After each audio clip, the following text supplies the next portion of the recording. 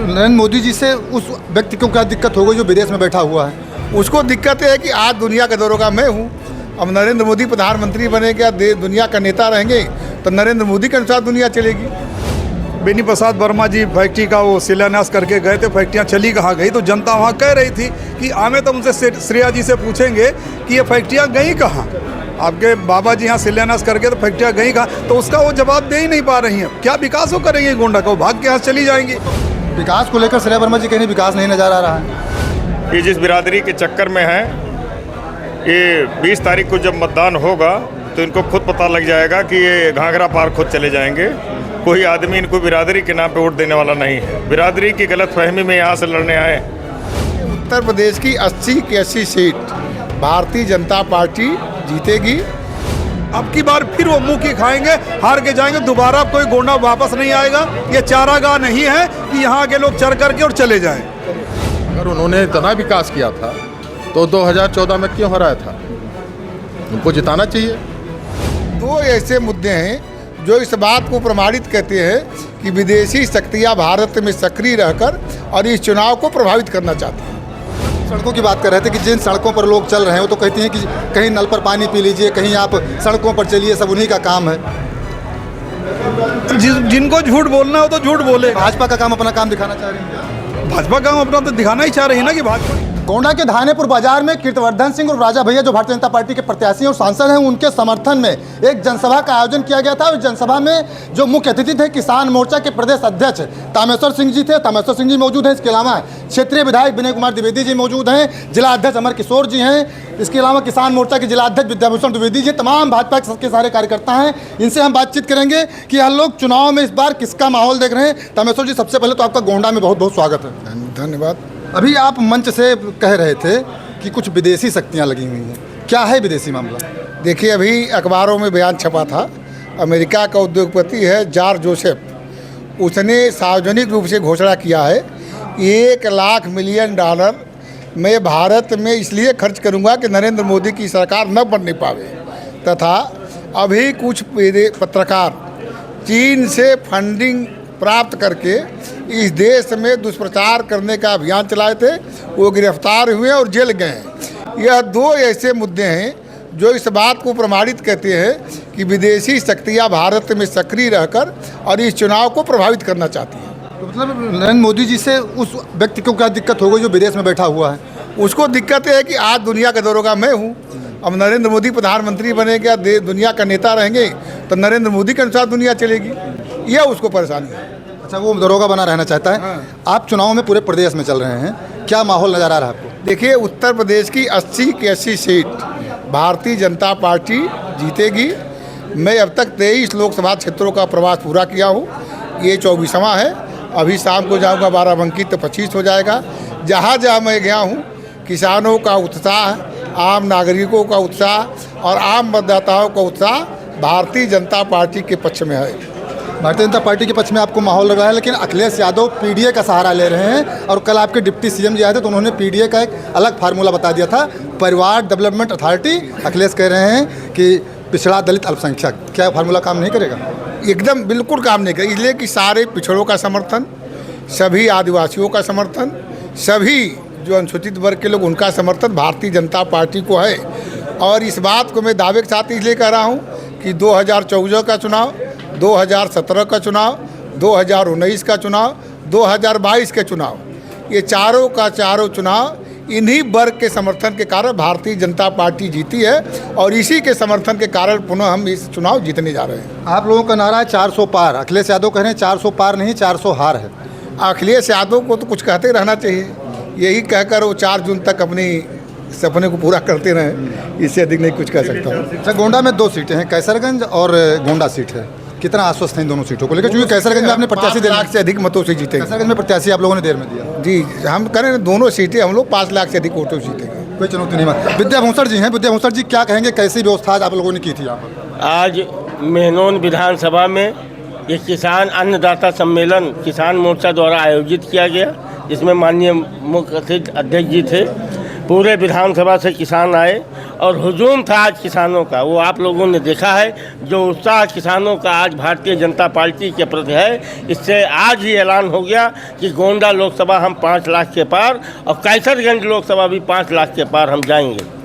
अध्यक्ष जी अभी आप तामेश्वर जी अभी मंच से कह रहे थे कि चीनी मिलों का भुगतान हो रहा है, कुछ एक चीनी मिलें हैं उनका भुगतान है, कुछ आश्वासन देना चाहेंगे? जैसे अपने यहाँ गोंडा में भी एक समस्या है बजाज चीनी में। आश्वासन क्या, उसका तो पेमेंट मेरे ख्याल से कितना 80 करोड़ आया था, 82 करोड़ आया था।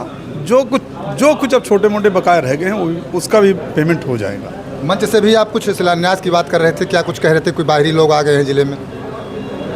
हाँ, बाहरी लोग आए हैं। एक अपनी श्रेया वर्मा जी हैं, ये बाराबंकी की रहने वाली हैं, और इससे पहले यहाँ अपने बेनी प्रसाद वर्मा जी चुनाव लड़े थे, वो चुनाव जीत के भी गए थे, वादा करके गए थे। यहाँ 13 फैक्ट्रियों का उन्होंने शिलान्यास भी किया था। तो अब जनता उनसे 13 फैक्ट्रियों का शिलान्यास पूछ रहे। कई जगह बोर्ड भी लगा था, बोर्ड का आपने ही शायद मेरे ख्याल से उसका रिपोर्ट दिखाया है कि यहाँ पे माननीय बेनी प्रसाद वर्मा जी फैक्ट्री का वो शिलान्यास करके गए थे, फैक्ट्रियाँ चली कहाँ गई। तो जनता वहाँ कह रही थी कि आमे तो उनसे श्रेया जी से पूछेंगे कि ये फैक्ट्रियाँ गई कहाँ, आपके बाबा जी यहाँ शिलान्यास करके तो फैक्ट्रियाँ गई कहाँ, तो उसका वो जवाब दे ही नहीं पा रही हैं। क्या विकास वो करेंगे गोंडा का, वो भाग के यहाँ चली जाएंगी। तो कह रहे जो कुछ विकास हुआ है, जो कुछ नजर आ रहा है उनके बाबा के टाइम का नजर है, उसके बाद विकास ही नहीं हुआ है। अरे उनके बाबा के टाइम में कोई विकास नहीं हो। मैं तो कह रहा हूँ ना कि 13 फैक्ट्रियों का उन्होंने शिलान्यास किया, 13 फैक्ट्रियाँ गई कहाँ, उसका आपके टाइम में सड़कें वगैरह नहीं बनी? कोई सड़कें नहीं, जो भी सड़कें बनी थी सब गड्ढा। आपके टाइम की सड़कों की बात? मेरे टाइम की सड़कें जब से 17 में उत्तर प्रदेश में 17 में सरकार माननीय योगी जी की बनी है, तब से उत्तर प्रदेश का भविष्य देख लीजिए। किस तरीके से जाल बिछाया गया सड़कों का, किस तरीके से मेडिकल कॉलेज, हर जिलों को मेडिकल कॉलेज दिया जा रहा है, हर जिलों को कॉलेज दिया जा रहा है। ये विकास भारतीय जनता पार्टी की सरकार आने के बाद हुआ है। उनको नहीं दिख रहा विकास, उनको नहीं दिख रहा, उनके लोगों को नहीं दिख रहा। उनका काम है विरोध करना, वो जिंदगी भर विरोध करते रहे, विरोध करते रहेंगे। अब की बार फिर वो मुंह की खाएंगे, हार के जाएंगे। दोबारा कोई गोंडा वापस नहीं आएगा। ये चारागाह नहीं है कि यहाँ के लोग चढ़ करके और चले जाएं। भैया थोड़ा सा परिचय जान लें आपका। मैं राकेश वर्मा, जिला अध्यक्ष अपना दल है। अपना दल के आप जिला अध्यक्ष जी हैं, कितना सपोर्ट आप बीजेपी को कर रहे हैं? बीजेपी को हम लोगों की नेता अपना 2014 से हम लोग सहयोगी के रूप में निष्ठापूर्वक गठबंधन में हैं और हमेशा हम लोग का सहयोग रहेगा और अच्छी तरीक़ा से हम लोग 5 लाख से वोट दोनों लोकसभा सीट हम लोग जीतने जा रहे हैं। दोनों लोकसभा सीट जा रहे हैं। आपके सामने जो प्रत्याशी आई है उनको कुछ विकास ही नहीं नजर आ रहा है। कुछ नहीं, उनके बारे में सब जान किया है और पहले भी उनके बाबा यहाँ से लड़े हैं और क्या विकास हुआ सब कुछ जनता जान रही है और उसका रिजल्ट अपना 20 मई को सभी जनता ईवीएम दबा के अपना बता देगी। अध्यक्ष जी अभी आप सड़कों की बात कर रहे थे कि जिन सड़कों पर लोग चल रहे हैं वो तो कहती हैं कि कहीं नल पर पानी पी लीजिए, कहीं आप सड़कों पर चलिए, सब उन्हीं का काम है।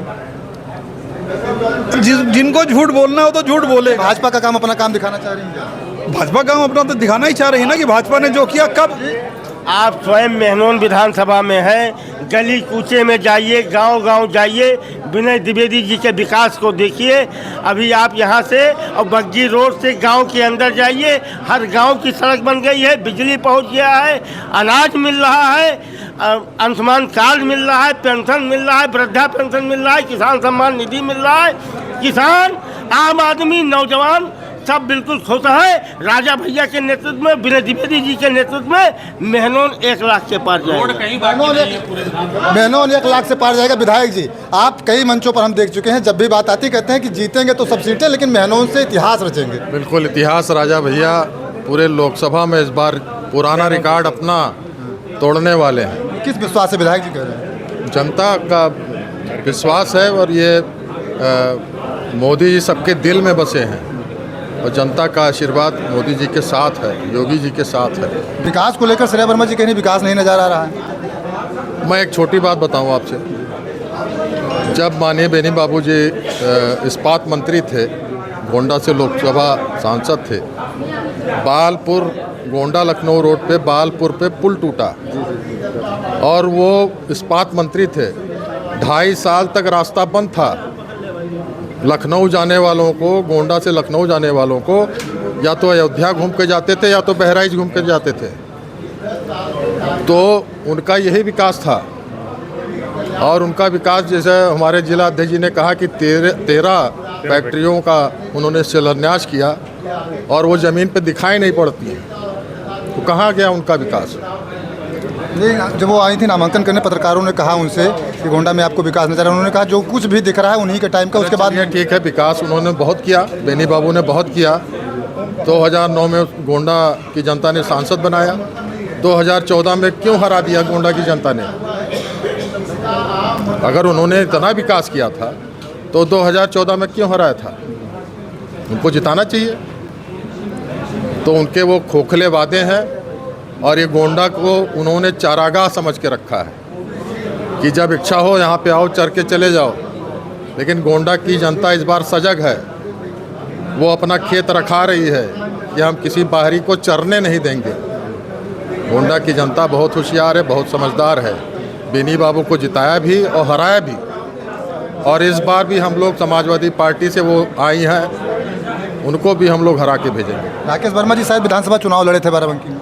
हाँ, बात वो तो कई चुनाव हार चुके हैं, वहाँ नहीं जीत रहे। नहीं जीते। सिर्फ एक बार वो रामनगर से विधायक थे और वो कारागार मंत्री भी बनाए गए थे। उनके टाइम में बहुत बड़ा दंगा हुआ रामनगर में, और वो दंगा सुनाई पड़ रहा कि उन्हीं के द्वारा कराया गया था। जो अल्पसंख्यक भाई थे उनको वोट नहीं दिए थे, तो दंगा उन्होंने कराया था। और वो अभी कुर्सी विधानसभा से 2022 में लड़े थे, वहाँ से वो हार चुके। तो अब क्या कहा जाए, जनता पूरी तैयार है।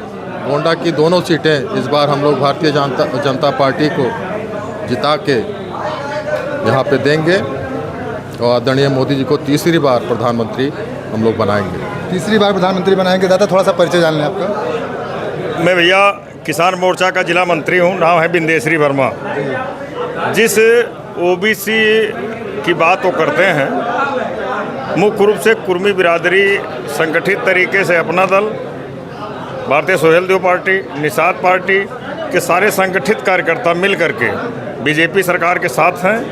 और इनका बिरादरी बात का नारा ये कुछ चलने वाला नहीं है, और बिरादरी इनके बहकावे में आ करके विकास का अर्थ नहीं रोक सकती है। ये जिस बिरादरी के चक्कर में है, ये 20 तारीख को जब मतदान होगा तो इनको खुद पता लग जाएगा कि ये घाघरा पार खुद चले जाएंगे। कोई आदमी इनको बिरादरी के नाम पे वोट देने वाला नहीं है। बिरादरी की गलतफहमी में यहाँ से लड़ने आए हैं, और बिरादरी का समर्थन इनको कुछ नहीं है। जो बीजेपी से नाराज़ लोग हैं वही लोग सिर्फ इनके साथ हैं, और पैसे वाले लोग हैं जो इनका पैसा खा रहे हैं। वो इनके पिताजी 3 बार वहाँ से हारे हैं और चले आए यहाँ। इनके बाबा भी हारे थे, तीसरे चौथे नंबर के प्रत्याशी थे। राजा भैया न्यायप्रिय हैं, लोकप्रिय हैं। मोदी जी की, योगी जी की सरकार पारदर्शी तरीके से चल रही है, सबका सम्मान है, सबका विकास है। इसलिए हम लोग जो है, हमारे नेता इसीलिए कहते हैं कि अब की 5 लाख पार है। जी, 5 लाख पार का दावा किया जा रहा है। और साफ तौर से जो प्रदेश अध्यक्ष हैं तामेश्वर सिंह, उन्होंने बताया कि विदेशी शक्तियां लगी हुई हैं मोदी जी को हराने के लिए, लेकिन विदेशी शक्तियां कामयाब नहीं होंगी। भारतीय जनता पार्टी एक बार पुनः विजयी होगी। आप लोग देखते रहें गोंडा पब्लिक पोस्ट।